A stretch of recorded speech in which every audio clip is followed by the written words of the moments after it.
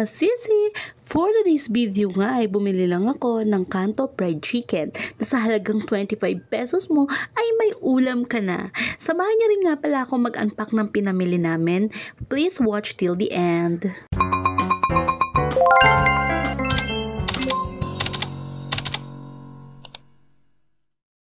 For today's video nga ay wala na muna tayong cooking vlog dahil kami ay umalis.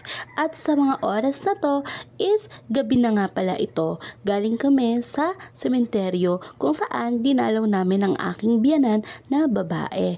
And bumili nga pala ako sa dali ng mga kung ano-ano.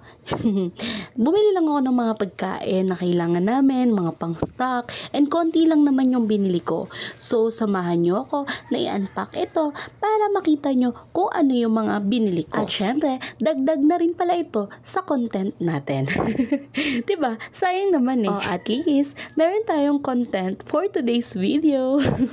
Chika lang ako ng konti. Kahapon nga pala ay wala akong vlog dahil ang anak ko ay pina-check up ko. Syempre, priority first ang ating mga anak, importante yan, ang ating pamilya, dahil lalo na kung kalusugan ang pinag-uusapan. That's why, mas inuna ko muna ang aking anak dahil gusto ko siyang tutukan at ang kanyang check-up. Kaya naman, absent ako kahapon. For short, wala akong vlog kahapon.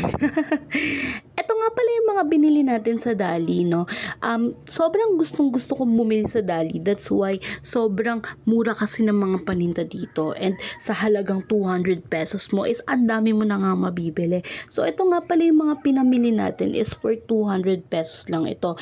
As you can see, nakabili na ako ng ketchup, ng corned beef, ng meatloaf, at ang laki nga pala ng tiyan ko dyan. Bloated ako for today's video kasi ganito talaga ako pag magkakaroon ng red alert, nagbo-bloated. Kayo rin ba ganun kayo?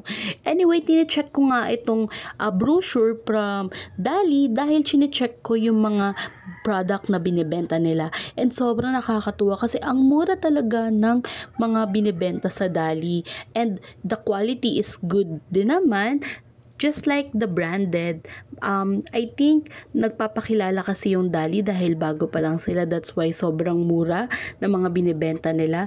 And that's good for me kasi may mga, syempre tayo mga nanay, mga simpleng tao na talaga namang pinipilit na mabuhay, no, ng kahit papano is kaya natin na makatawid or ang isang araw natin is ma-survive, 'di ba? Kumbaga, ang nakakatuwa kasi sa Dali is mura talaga yung mga paninda niya.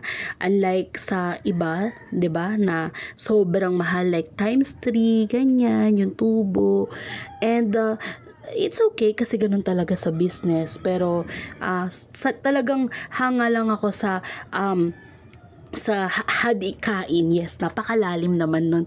Sa hadikain ng Dali dahil nagbibigay sila ng mura at kahit papano kalidad na produkto na talaga namang na-afford ng katulad ko, ng karamihan na nagtitipid din.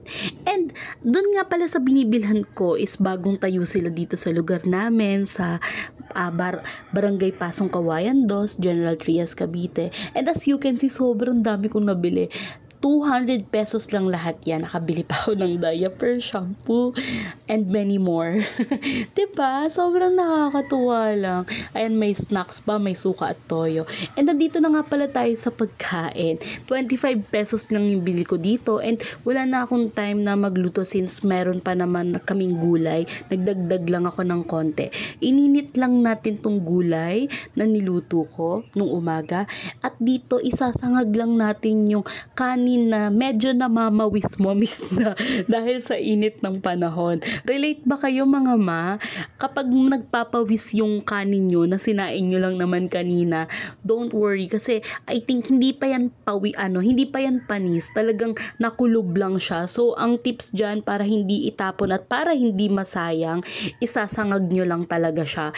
Ayan, naggisa lang tayo ng bawang sa mantika tapos ilalaglag lang natin dyan yung dinurog natin na kanin na namamawi-sumawis.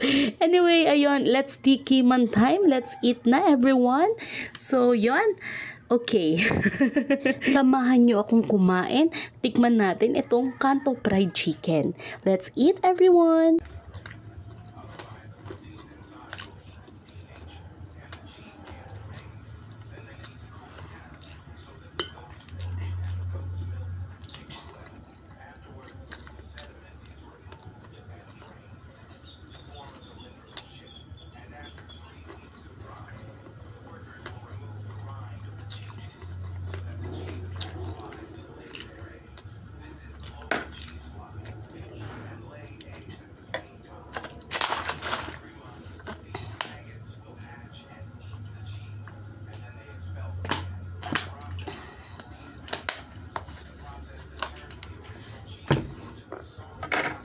Lab, masarap nga yung suka nila.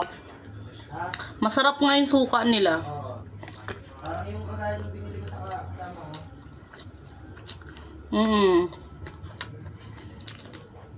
Malasa.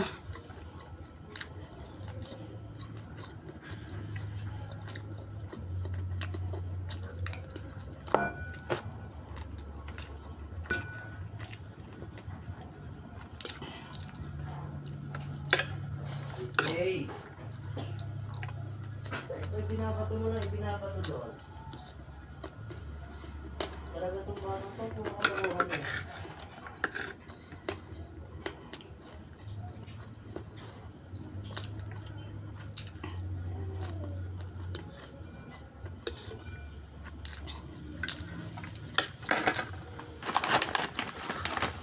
Laban, anong gusto mong kulay ng toothbrush? Violet or green? Ikaw mamili.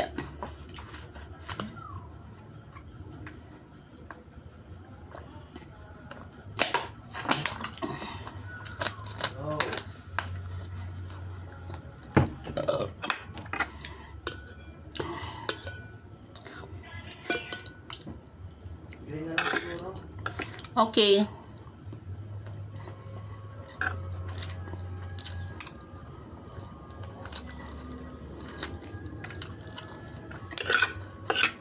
At sobrang nasarapan nga ako sa suka, narinig nyo naman.